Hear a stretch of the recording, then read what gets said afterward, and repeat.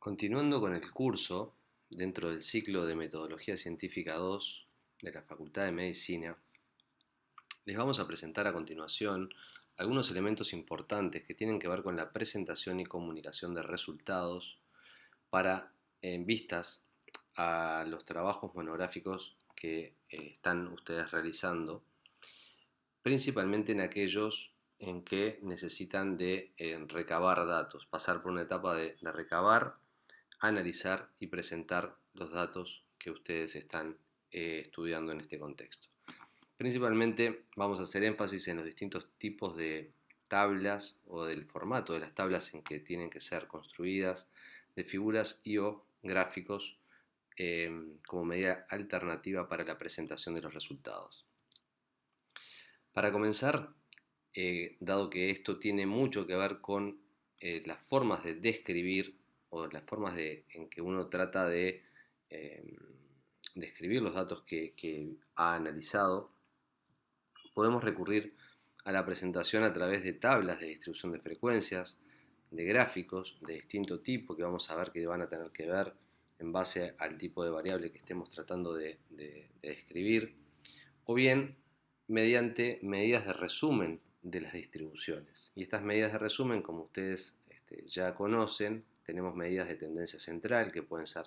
la media, la mediana o la moda, medidas de dispersión o de variabilidad, dentro de ellas destacamos el rango, el desvío estándar, el rango intercuartílico, el coeficiente de variación, entre ellas, o bien también medidas que nos permiten ubicar una determinada observación en su distribución, a las que le llamamos medidas de posición. Ellos son los percentiles o deciles o cuartiles que ustedes ya bien conocen. Dentro de la descripción de los datos, nos vamos a tener que basar muchas veces en el tipo de variable que estamos tratando de describir. Dado que para ello nosotros, a modo de resumen, recuerden que las variables se clasifican de acuerdo a ser cualitativas o cuantitativas. Aquellas variables cualitativas principalmente lo que describen es una cualidad, como por ejemplo el sexo, masculino o femenino, o bien variables de tipo cuantitativas, que si lo que describen es una cantidad, un valor numérico específicamente. A su vez, estas, las cuantitativas, se diferencian en discretas o continuas. Discretas, si su dominio o los valores posibles que puede adoptar se define entre números enteros, ejemplo, el número de habitantes del hogar. O bien continuas, si su dominio se define entre los números naturales, como por ejemplo la talla de una persona. Esto depende, por lo tanto, de la escala de medición. Y por ende, las escalas, recuerden que las escalas de medida o niveles de medición teníamos de 4 tipos, que son nominal, ordinal, de intervalo o de razón, donde para cada una de ellas dependía de las características. Es decir, una variable de tipo nominal simplemente nombra los distintos tipos de categorías sin establecer un orden específico entre ellas, como puede ser, por ejemplo, el sexo de una persona, masculino, femenino. La escala ordinal, donde se establece un orden específico para variables cualitativas, y en ese caso, como puede ser, por ejemplo, el estadio de un determinado cáncer, donde, por ejemplo, si tuviéramos un estadio que fuera 1, 2, 3, los niveles crecientes indican específicamente una mayor gravedad o avance del cáncer. Luego tenemos la escala de intervalo, que posee valores numéricos en el cual distancias numéricas iguales representan distancias iguales respecto a la propiedad que se mide. En este caso existe un cero relativo, es decir, que es una escala que admite valores negativos. Y luego tenemos la escala de razón, donde al igual que la escala de intervalo, posee valores numéricos en el cual distancias numéricas iguales representan distancias iguales, pero existe un cero absoluto. donde cada número refleja la cantidad, como por ejemplo la calcemia o la creatininemia. Entonces, cada vez que nosotros en un estudio de investigación tenemos que definir en el protocolo proyecto las variables que van a ser evaluadas, estas deben ser planteadas no solamente desde el punto de vista de la definición conceptual, sino desde el punto de vista de una definición operacional, es decir, cómo va a ser medida. Entonces, por ejemplo, el sexo corresponde al sexo biológico, que es la definición conceptual, y el sexo consignado en la historia clínica es como lo vamos a relevar, como por ejemplo masculino-femenino.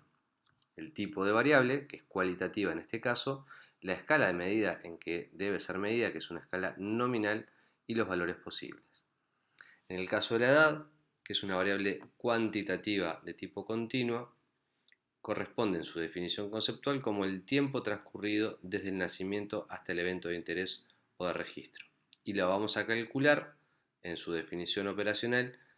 mediante la diferencia entre la fecha de registro y la fecha de nacimiento. Por ende, es muy importante, una vez que nosotros o que cada variable es definida en cómo va a ser medida, tengamos en cuenta que si la vamos a calcular por diferencia es muy importante que hayamos registrado la fecha de registro y por ende la fecha de nacimiento. La estadía hospitalaria, que definida como una variable cuantitativa discreta, definida conceptualmente como el tiempo transcurrido desde que el paciente ingresa y egresa del servicio de internación, la vamos a calcular como la diferencia en días completos entre la fecha de ingreso y la fecha de egreso. El tiempo sabemos que es una variable de tipo cuantitativa continua, pero si a la hora de definirla, de medirla operacionalmente, la vamos a calcular en días completos, días enteros, por ende va a comportarse como una variable de tipo cuantitativa discreta a los efectos de nuestro estudio. Una variable de tipo nominal, la presencia de ABM, es una determinada patología simplemente, si el paciente la presenta, está o no, si el paciente está o no intubado y recibiendo apoyo ventilatorio. Entonces, en ese caso es una variable de tipo cualitativa, donde los valores posibles son sí o no. El tiempo de ABM previo a IRBN, definido como el tiempo transcurrido desde que el paciente es intubado y el diagnóstico de IRBN, a la hora de calcularla en su definición operacional, la vamos a contabilizar como los días transcurridos entre la intubación y el diagnóstico de IRBM. Y como estamos hablando de días enteros, la variable se comporta como una variable de tipo discreta. Entonces, esto es ni bien más que un ejemplo para ejemplificar simplemente que una variable, como puede ser el tiempo, que es en su definición una variable cuantitativa continua, a los efectos de un estudio puede ser definida como cuantitativa discreta, o bien también la edad en intervalos de clase. ¿Sí? Estas definiciones deben estar claramente identificadas y descritas en el protocolo o proyecto de investigación antes de realizar el relevamiento de los datos y por ende también va a tener sus implicancias en el análisis de estos. Aquí, por ejemplo, mostramos cómo puede ser un formulario de registro de datos, sea en papel o electrónico, donde tenemos ejemplos, donde, por ejemplo, tenemos la fecha de entrevista, apellidos, nombres, número de cédula, sexo, masculino o femenino, la edad, que está en 4 intervalos de clase definidos, menor de 15 o de 15 a 34, de 35 a 64 y 65 más. Región de domicilio, en base a cada una de las localidades que puede ser, Paso Espinosa, Lago del Cisne, etcétera, etcétera. Georreferencia del domicilio, con los valores de latitud y longitud, si lo que vamos a registrar son las coordenadas de ese domicilio. Y luego enfermedad neurológica a marcar con una cruz, es decir, que en este caso va a ser si presenta epilepsia sí o no, enfermedad de Alzheimer sí o no, etcétera, etcétera. Entonces, nosotros tenemos que pensar a la hora de registrar esas variables en cómo van a ser analizadas, como veníamos diciendo, y a través de qué, o a través de qué métodos, o a través de qué herramientas, como pueden ser los software estadísticos. Y por ende, es muy importante poder poner las variables en la planilla de datos de la forma en que va a ser analizada. Y los software estadísticos necesitan, por lo general, que estas variables estén codificadas. Entonces, por ejemplo, para una variable de tipo cualitativa nominal, como puede ser el sexo, podemos registrar masculino igual 1, femenino igual 2. En las variables de tipo ordinales, cualitativas ordinales, como puede ser, por ejemplo, el nivel educativo, utilizar codificaciones como 1, 2, 3, valores crecientes para cada uno de esos niveles. Y en el caso de las variables cuantitativas en intervalos de clase, como puede ser el ejemplo que estamos viendo aquí,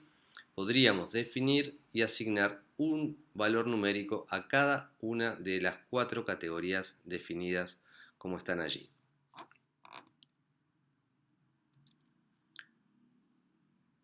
Entonces, sea a través de un formulario papel o electrónico,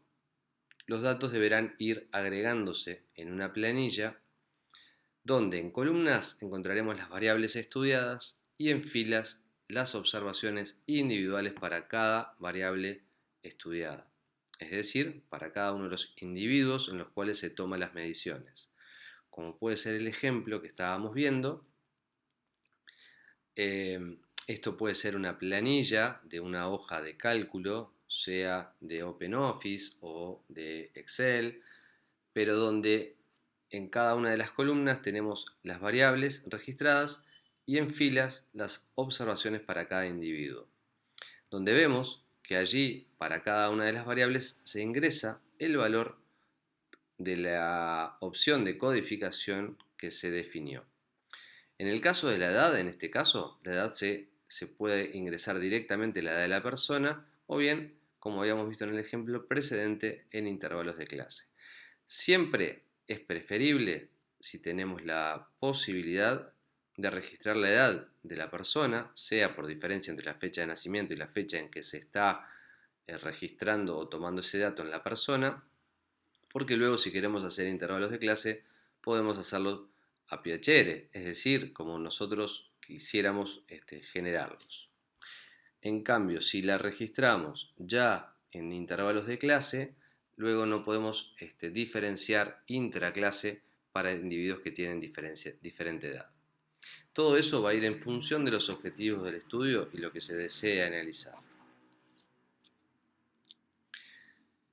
Entonces, es importante el formato porque tiene que ser el formato adecuado para poder ser procesado por un software estadístico, que hay muchos, varios, de los cuales algunos se los hemos mostrado en este curso, como es el EpiInfo, pero pueden haber otros como el Stata, el SPSS, el R, entre otros, que tienen amplia utilización.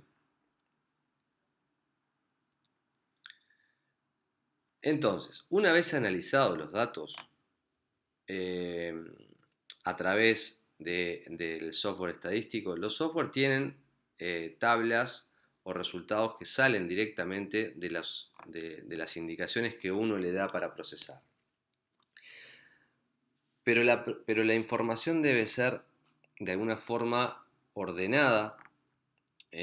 los resultados o los datos mismo de las salidas que producen los software deben ser ordenados de tal forma de que uno pueda mostrar la información o mostrar que se genere información a partir de esos datos de forma resumida y tratando de llevar tanto una estructura como un contenido que sigan un rigor científico. Y para eso debemos seguir algunas reglas que tengan que ver con, cuando hablamos del objetivo y contenido de los resultados o del párrafo de resultados que uno escribe en la parte de la monografía o en el paper o en el artículo que uno esté escribiendo, tiene que básicamente lograr pasar el mensaje y describir lo que se encontró en ese estudio. Es decir, resaltar los resultados principales. Muchas veces la mayoría de los trabajos de investigación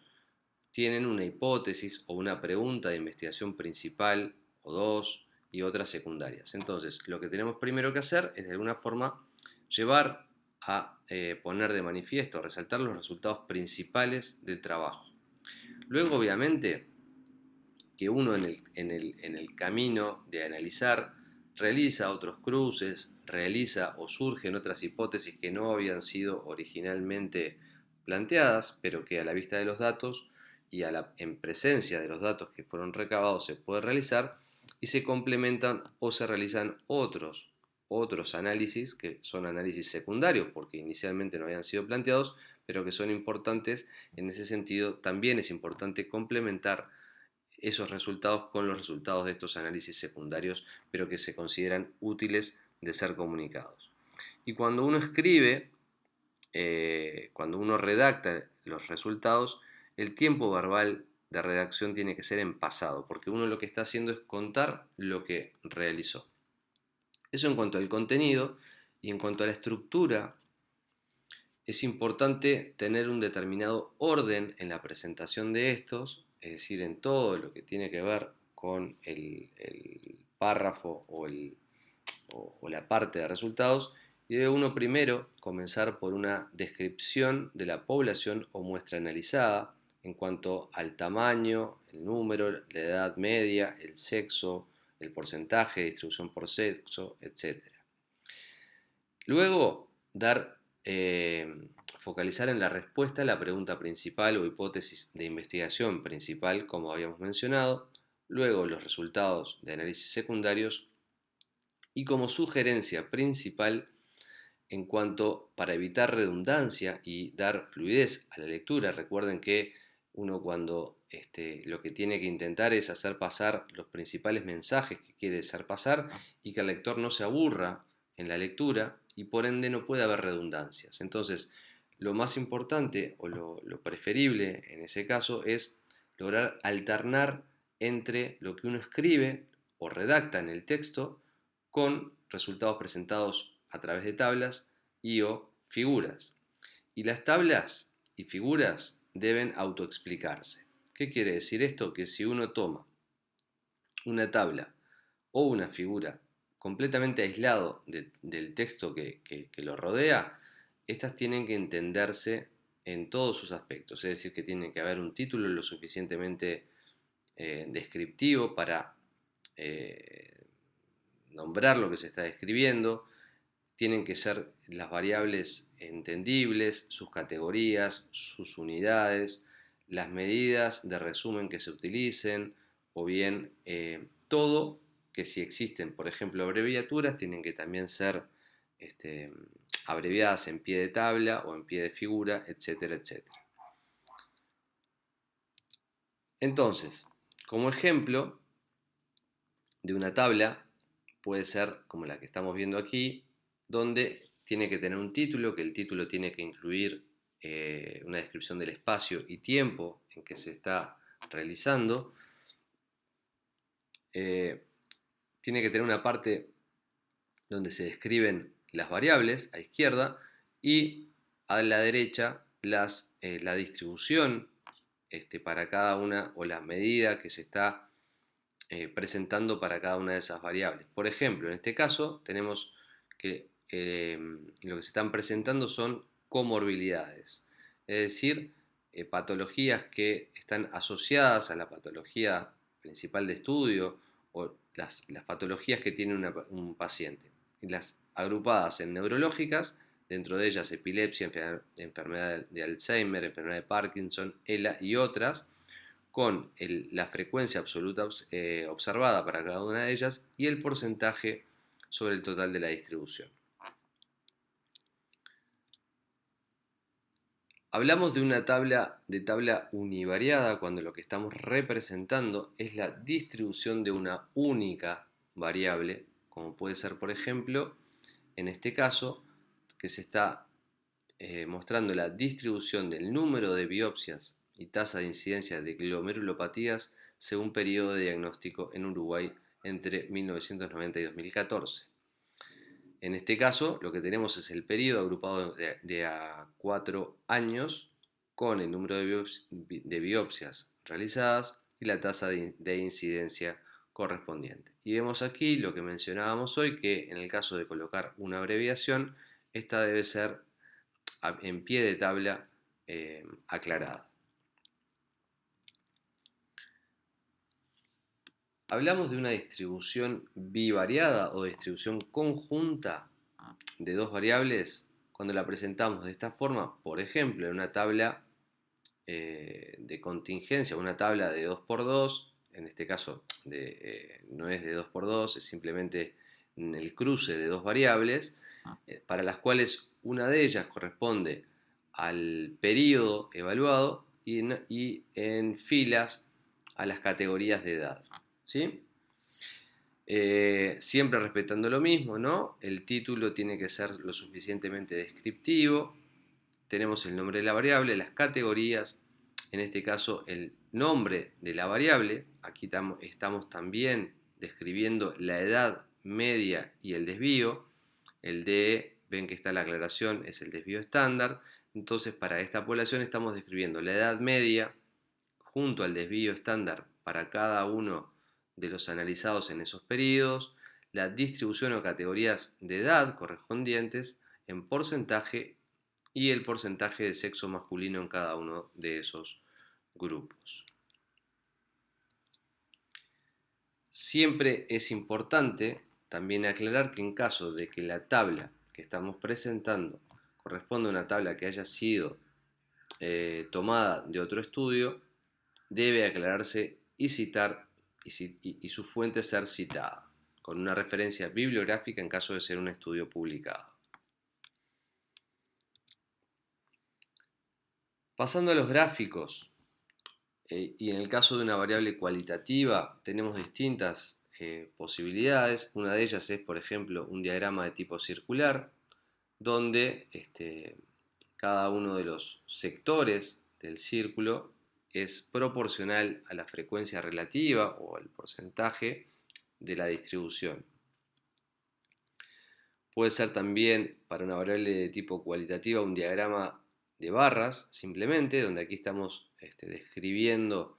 las distintas causas de muerte en una muestra o una población de 31.363 pacientes estudiados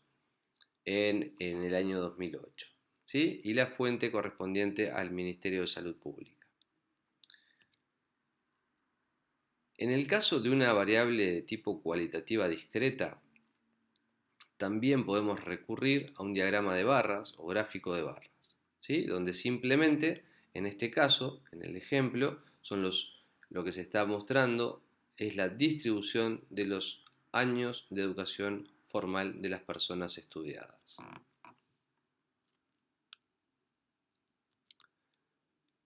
Este gráfico puede ser también en forma de barras horizontales, como es el ejemplo que estamos mostrando aquí, que lo que se está mostrando es la incidencia de cáncer en Uruguay, 2003-2005 para las mujeres, donde se ve específicamente, o lo que se está mostrando es la tasa ajustada por edad de casos por 100.000 personas, donde tenemos mama, colorecto, cervix, etcétera, etcétera. Usar barras horizontales o verticales es exactamente lo mismo, eso queda a criterio o elección de quien las está construyendo, de la forma en que le parece que puede quedar mejor o sea más descriptiva. En el caso de una variable cuantitativa continua, lo que se debe utilizar es un histograma de densidad de frecuencias, donde la edad, en este caso del ejemplo, lo que se está mostrando es la distribución de edades de los entrevistados, y donde en ordenadas tenemos la densidad de frecuencias correspondiendo a la frecuencia, a la densidad como la frecuencia relativa sobre o dividido la amplitud del intervalo, que cuando los intervalos son de igual forma, obviamente que la frecuencia relativa es proporcional a la altura de esas barras. El histograma puede ser acompañado de una línea que une simplemente los puntos medios de la parte superior de cada una de esas barras con el eje de las abscisas. También se puede recurrir a una ojiva o gráfico de frecuencias relativas acumuladas, donde para cada uno de esos intervalos de clase lo que se marca al final de ese intervalo es la frecuencia relativa acumulada de ese intervalo, y por eso se va acumulando y se llega al 100%. Otro gráfico para la distribución, para mostrar la distribución de una variable, que es un gráfico bastante utilizado en las publicaciones científicas en medicina, tiene que ver con el diagrama o el gráfico de caja y línea, o en inglés llamado box plot, el cual describe, o sus principales elementos que marcan describen el mínimo de la distribución, el máximo de la distribución, la mediana, que es el trazo grueso en el medio de la caja, el percentil 25 y el percentil 75. En este caso, la forma del box plot nos puede hablar de la forma a grandes rasgos de la distribución, es decir, que si vemos que si la mediana se encuentra equidistante del percentil 25 y 75 y en relación al mínimo y el máximo, nos da una orientación de que esa distribución es bastante simétrica, y así sucesivamente las distintas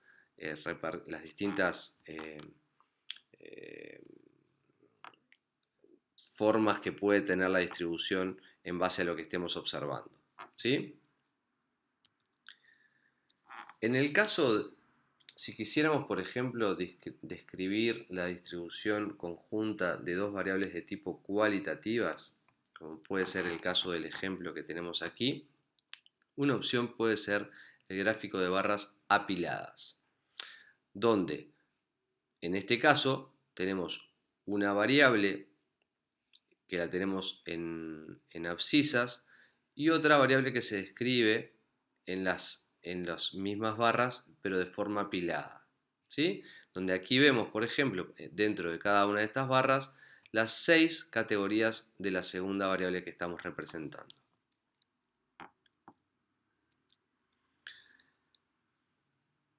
En este caso lo que se está mostrando son los polígonos de densidad para el caso de una variable de tipo cuantitativa, que es la edad, la distribución de densidad de frecuencia para las edades de las personas del centro comunal zonal 9 versus las edades o la densidad de frecuencia de las edades del resto de Montevideo. Se utiliza principalmente si queremos comparar, por ejemplo, dos distribuciones. En el caso del box plot que habíamos descrito, lo podemos utilizar también como para comparar las distribuciones de una determinada variable, que en este caso es la abundancia, entre tres niveles de otra variable que es el enterotipo, ¿sí? Entonces, aquí claramente nos permite diferenciar o nos permite ver cómo, por ejemplo, que las personas con el enterotipo 1 presentan niveles o valores de abundancia bastante mayores que el resto de las otras, ¿sí? Y recuerden que acá marcábamos el mínimo, el máximo, el percentil 25, la mediana y el percentil 75.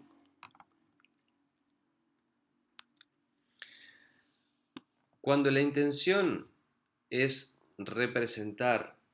o comparar dos variables de tipo cuantitativas, como puede ser el caso de este ejemplo, que lo que se quiere conocer es la distribución de la presión arterial sistólica, PAS, que es la que tenemos en ordenadas, del recién nacido, según la edad gestacional, medido en semanas, que es lo que tenemos en abscisas, lo ideal es hacer un diagrama de dispersión o nube de puntos, donde vemos aquí tenemos para cada una de esas semanas, de esas edades gestacionales de este niño recién nacido con su presión arterial sistólica correspondiente. Y lo importante de esto es que nos puede mostrar de alguna forma algún tipo de relación existente entre ambas, como podría ser o nos podría hacer pensar esta forma, que de alguna manera podríamos decir que a mayor edad gestacional la presión arterial sistólica del niño o del recién nacido puede ser mayor. Este es el mismo ejemplo y pensando que esa relación posible puede ser una relación de tipo lineal,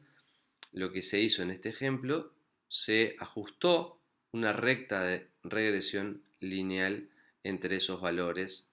y ahí es la relación que tiene.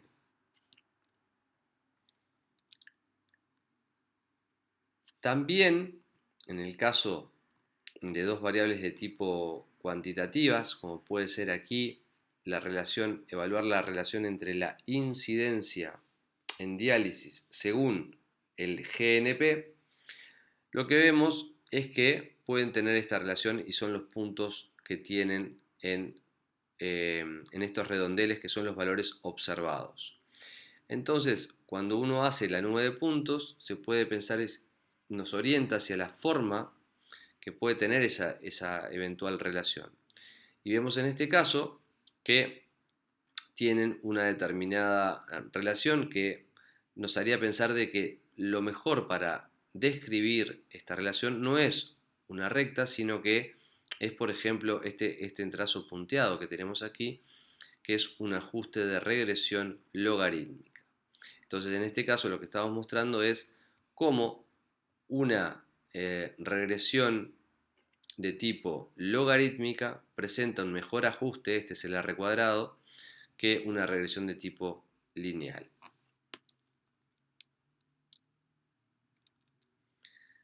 Otros gráficos que se pueden realizar, si nosotros, por ejemplo, si el estudio intentó describir la sobrevida o la comparación de la sobrevida de los pacientes en función de algún tipo de criterio, son los gráficos para representar la distribución de sobrevida acumulada que cuando se estima a partir del método de Kaplan-Meier produce o podemos graficarlo de esta forma, que son trazos que presentan caídas como vimos en el curso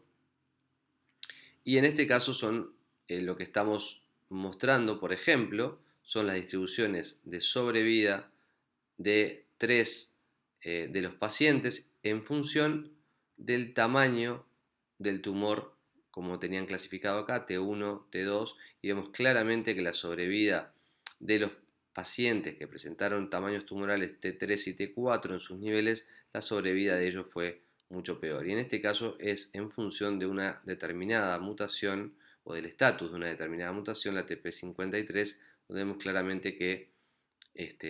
las sobrevidas son distintas. Otra forma de representar cuando tenemos, por ejemplo, varios resultados, este es un caso para mostrar el porcentaje de respuestas correctas según el área de conocimiento evaluada, y esto son resultados a partir de un primer parcial del año 2012 en el ciclo introductorio para 1.103 estudiantes que dieron pruebas en ese parcial correspondiente a métodos cuantitativos, a biología, salud pública, bioética y salud mental. Y para aquí lo que estamos representando son las medias para cada uno de esas áreas de conocimiento y se presentan de esta forma y este es un gráfico de tipo circular. Entonces, como para terminar con algunos comentarios finales y para dejarles o resaltar algunos aspectos que creemos que es muy importante a la hora de la comunicación, de la presentación y comunicación de los resultados. Entonces, lo más importante es respetar la estructura de la comunicación científica. Existen determinadas reglas que es importante respetarlas porque allanan la lectura de aquella persona que está acostumbrada a leer literatura científica. Agrupar los principales resultados en distintos capítulos, así como dijimos, bueno, primero se hace una descripción de la población, luego se presentan los resultados principales, luego los secundarios, etcétera, etcétera. Es muy importante el uso alternado y complementario de tablas y figuras, es decir, o se utiliza una o la otra, nunca las dos al mismo tiempo, es decir, si vamos a presentar lo mismo en una tabla y lo mismo a través de una figura, es decir, a través de un gráfico, es repetitivo. Entonces, lo más importante es elegir o utilizamos una tabla o utilizamos un gráfico o figura. A su vez, cuando presentamos los principales resultados a través de una tabla o de una figura y queremos enfatizar alguno de los resultados individuales que están allí presentes, se puede resaltar, tomar alguno o varios de ellos y resaltarlos en el texto, es decir, retomarlos y en la parte del texto de la redacción de los resultados hacer énfasis o resaltarlo a ese nivel. Dijimos también que era muy importante evitar redundancias en la presentación, esto queriendo decir simplemente que lo que se escribe, si se presenta una tabla, no se presenta una figura, o si se presenta una tabla, no se relata toda la tabla nuevamente a través del texto de la monografía, se toman determinados aspectos, para evitar justamente redundancias y que la lectura sea más atractiva y llevadera. Y procurar que la redacción de los resultados genere luego una lectura justamente fluida por parte del lector en ese sentido. Y bueno, por aquí es todo.